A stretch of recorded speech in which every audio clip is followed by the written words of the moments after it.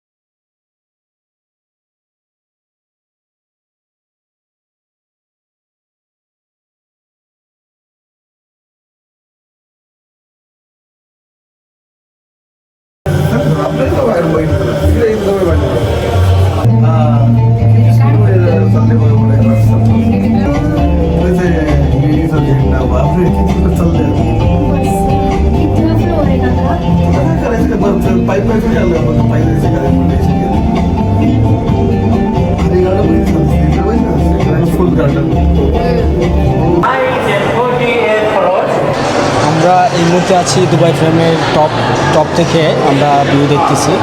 আর এদিকে আছে গ্লাস থেকে, খুব একটু ভয় কাজ করে। এটা আসলে একদম একটা ভয় লাগে। তো এই জায়গা একদম নিচে সব দেখা যাচ্ছে, এদিকে আসো, নিচে এই যে নিচের সবগুলোই দেখা যাচ্ছে। এই যে মানুষ হাঁটতেছে, খুব মাঝে মধ্যে ভয় কাজ করে। হুট করে দেখলে মনে হয় যে পড়ে যাব লাগে, হঠাৎ করে দেখলে।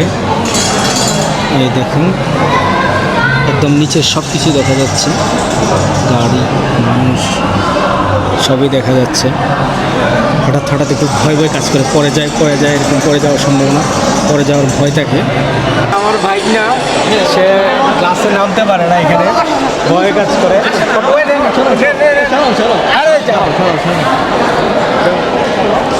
করবি না।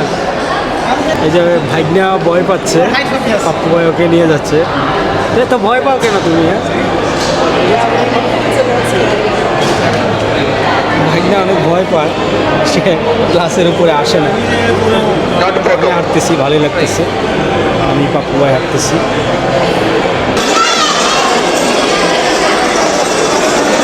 এই যে পিচ্ছিটা কত সুন্দরভাবে দৌড়াচ্ছে, কিন্তু আমার ভাতিজা বাইক না, সে ভয় পায়, এই পিচ্ছি ভয় পায় না।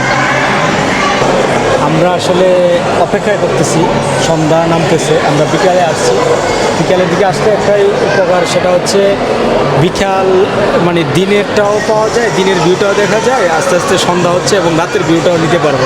তাই অপেক্ষায় আছি, আস্তে ধীরে রাত হচ্ছে, প্রায় সন্ধ্যা, এই যে 6:51 বাজে সন্ধ্যা হচ্ছে, আস্তে ধীরে লাইট আলো জ্বলতেছে, এই দেখুন। মানে আমরা সন্ধ্যা রাতের ভিউটাও নেব, সেই কারণে আসলে দাঁড়ায় আছি। একটু পরে আবার আমরা রাতের ভিউটা দেখে তারপরে এখান থেকে বিদায় নেব। আর যারা যারা আসতে চান, ঘুরতে চান, আমি সাজেস্ট করব এই টাইমটাতে আসেন, বিকালের টাইম। সন্ধ্যার নামে এই মুহূর্তে, সন্ধ্যার একটু আগে আসবেন, দিনের ভিউটা পাবেন, আর সন্ধ্যার পর পরে রাতের ভিউটাও নেবেন, মানে একটাতে দুইটা হয়ে গেল আর কি। আর একদম ভোরবেলা আসলে শুধু দিনেরটা পাবেন, আবার সন্ধ্যার পরে আসলে শুধু রাতেরটা পাবেন। আর বিকাল টাইমে আসলে সন্ধ্যার কিছুটা আগে, তাহলে দুই রাতে দিনের দুটো ভিউই দেখতে পারবেন। রাতের ভিউটা অনেক সুন্দর, এই দেখুন চারপাশে লাইটিং আসলে অনেক সুন্দর দেখায়। আসলে চোখে দেখলে ওটা সৌন্দর্যটা বোঝা যাবে। যে দেখুন রাত্রে একটু গ্লাসগুলা গোলাগুলা, কারণ একটু ক্লিয়ারলি বোঝা যাচ্ছে না।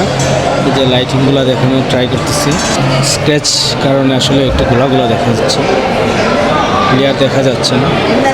যে এই পাশটা দেখাচ্ছি, এই দেখুন খুব সুন্দর। আসলে নিজের চোখে দেখলে বোঝা যায় আসলে সৌন্দর্যটা।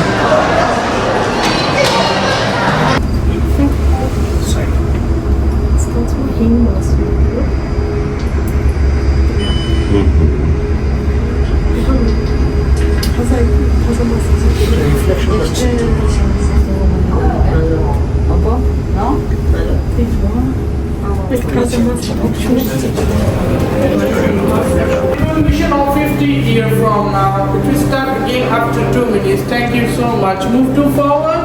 This time, thank you. বন্ধুরা, আমরা এতক্ষণ দুবাই ফ্রেমের ভিতর থেকে মানে টপ থেকে পুরো দুবাইটাকে আমরা দেখেছি, দিনে এবং রাতে দুনো ভিউটাই দেখেছি। অনেক ভালো লেগেছে, অনেক সুন্দর। আমরা যখন এন্ট্রিস নিতেছিলাম তখন আসলে ওই দুবাইয়ের পুরাতন যারা অতীতে যে কিভাবে তাদের জীবনযাপন গেছে কয়েকটি আসলে চিত্র ছিল ওইখানে আমরা দেখেছি, অনেক ভালো লেগেছে। এবং তারা কিভাবে ডেভেলপ হয়েছে ওগুলো ওনারা স্মৃতি হিসাবে রেখেছেন, আসলে পুরাতন স্মৃতিগুলোও রেখেছেন। আমরা ঘুরে ঘুরে দেখেছি এবং আমরা এখন দেখি পাপ্পু ভাইয়ের মন্তব্য কি। পাপ্পু ভাই কেমন লেগেছে? পাপ্পু ভাই কেমন লাগছে আপনার? আমি সবসময় যেটা বলি এটাই বলবো যে অনেক ভালো লাগছে সত্যি। যেটা বেশি ভালো লাগছে যে অনেক উপর থেকে প্রায় 492 মিটার্স ফিট উপর থেকে আমরা ভিউটা দেখেছি। দুবাইয়ের মোটামুটি ফুল ভিউটা দেখা যায় ওখান থেকে। দুই সাইড একটা ডেরা দুবাই, একটা কি বলে যেন বার দুবাই এবং বিজনেস এরিয়াটাও দেখা যায় এখান থেকে। সত্যি নাইস ছিল।